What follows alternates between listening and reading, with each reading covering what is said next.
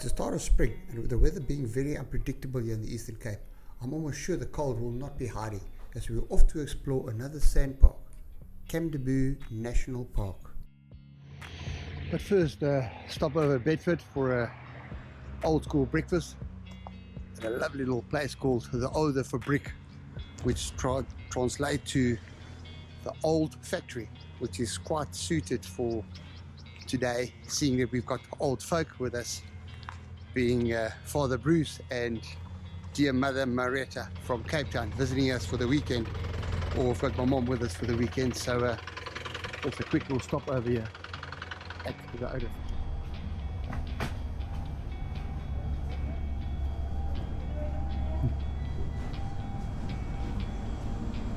Little small town, little setup here.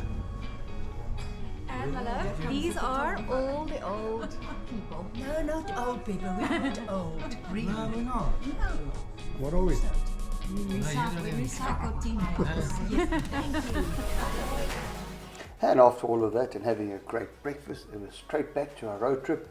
And what do when you go on a road trip? You crank up those tunes, baby. Crank up those tunes.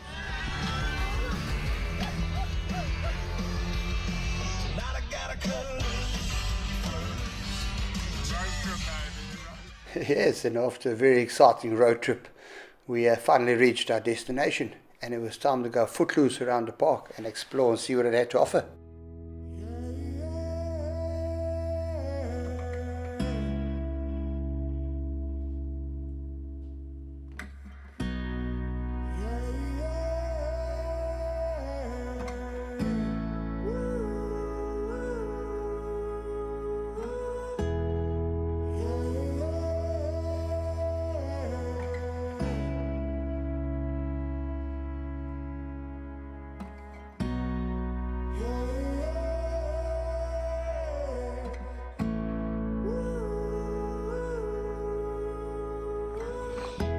We've reached our destination here, Camdeboo National Park, just outside of Grofrenet. There's 15 campsites here, and I tell you, it's very neatly manicured. It's plenty to choose from, and all of them pretty much look like this. Very, very neat. So we chose site number 15, which is a couple of meters away from the pollution, but very private. Each site is pretty much private. And it's a lookout right across from where we were camping as well. And I'm just going to go for a quick stroll and see what it looks like before we head off to Valley of Desolation. This is oh, there you go. There's some animals already. There's some springbuck.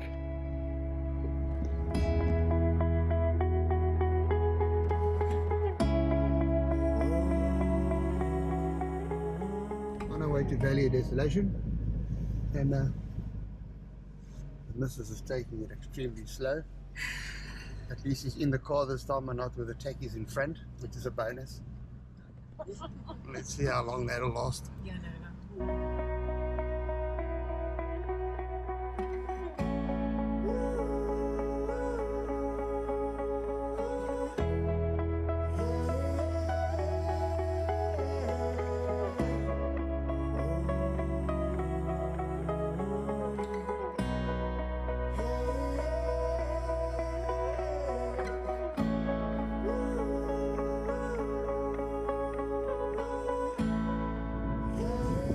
Got the old folk following strong behind us, battling with the legs. Not now it's early to bed. Well, I suppose every night's early to bed when you're 70. There's no real difference, eh? I'll start the fire early. Well, it is already 5:30. I suppose it's almost supper time. But yeah. Maybe I should stop joking around because I'm out of breath already. Yeah, I hear this. Reaching the top of Valley of Desolation is quite a sight, and also very, very clean. Very, very clean.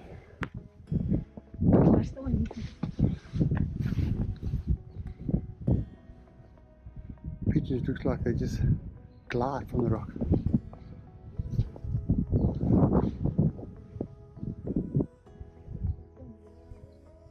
Absolutely magnificent. The little breeze feels like it's -10. Jeez. So finally, we're getting to set the setup up for the first time in Camdeboo National Park, just other side of Grafnet. That is us done. That's pretty much the setup. And this was the predecessor. We were with the roof open, which is quite cool still. We're going to put all the lights on now. But yeah, this is our first night in our new rig. So we had our first morning at Camdeboo, and I can honestly say it's been a fantastic time here so far. Not a lot of animals, but noisy as hell. Yeah, I can tell you what, when you come here, bring some earplugs. Normally at these places you can hear the stars flickering on top there, but yeah, you're right on the road here, so it makes a bit of a noise. It's, and with load shedding, you've got generators running as well, so yeah, it's a bit annoying. So it's not quite what you expect if you come to the wild, but we'll see if we can see some wild to make up for that.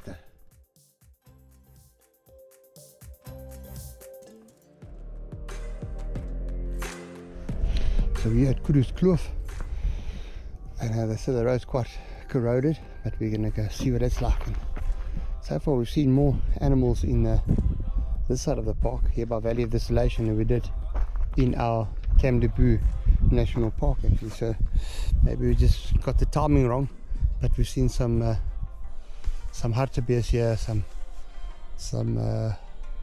zebra, some darker, some sunbird, a couple of variety. But anyway, yeah, here we are at Kudu's Kloof. Start of Kudu's Kloof. I think it's not too far. About 3 hours you'll be able to finish this whole route, but they say it demands a whole day to really appreciate the valley and the ins and outs about the area. Like any morning should start with great coffee. This is exactly what we're going to be doing right now. Mid-morning coffee. Get some water going. Some coffee. Water going here.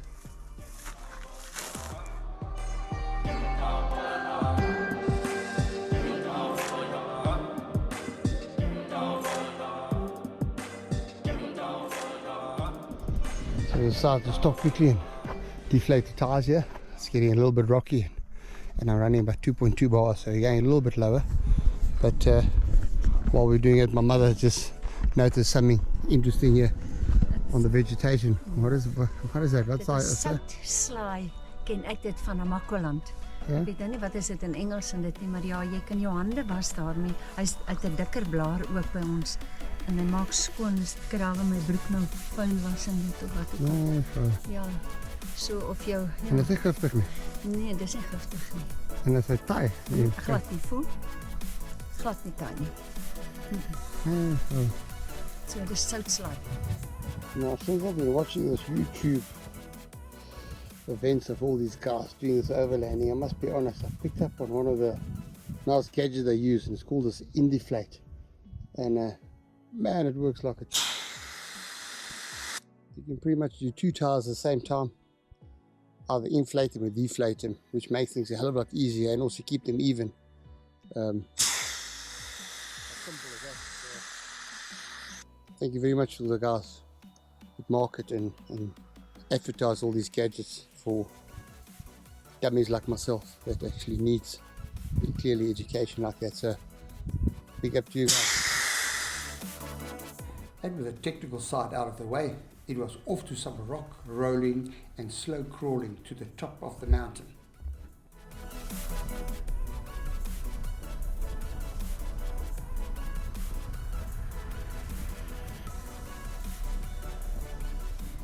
First some sightseeing, a few pictures for the scrapbook and memories in making before we set up for a lunch with a magnificent view.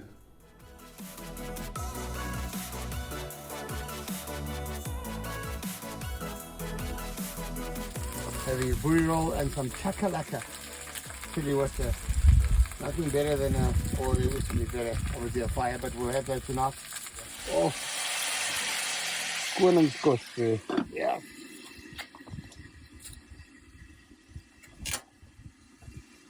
chakalaka, freshly made yesterday. Tinned by myself in Rhodes.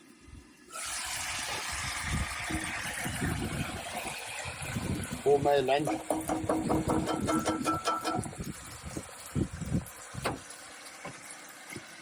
In Graffer Nest on the top of Camdeboo Nature Reserve.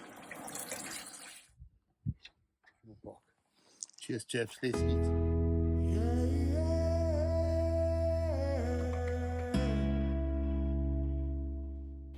And after an exciting morning, lovely lunch and plenty of pictures, we slowly worked our way down the mountain, stopping to admire the flora that this dry habitat offers. And with huge surprise as the colours and shapes livening up the Karoo's hard and dense floor. It's times like these that make me realise just how lucky we are to live in such a beautiful country. So what do you call that thing? That red pond? What do you call That's called a balloon pea. Ballooned pea. Balloon pea. Ah, wait, and what's the app that you're using that you can Net see? plant. Net plant. Enjoy our last night around the fire before heading back home. This weekend with the family was really great, and the next trip is already planned, Lesotho, which will be more off-road as we are getting ourselves ready for a few wild camping trips next year. Thank you for watching. To all my friends and family overseas, we always think of you guys when we're sitting around the fires and enjoying the African skies.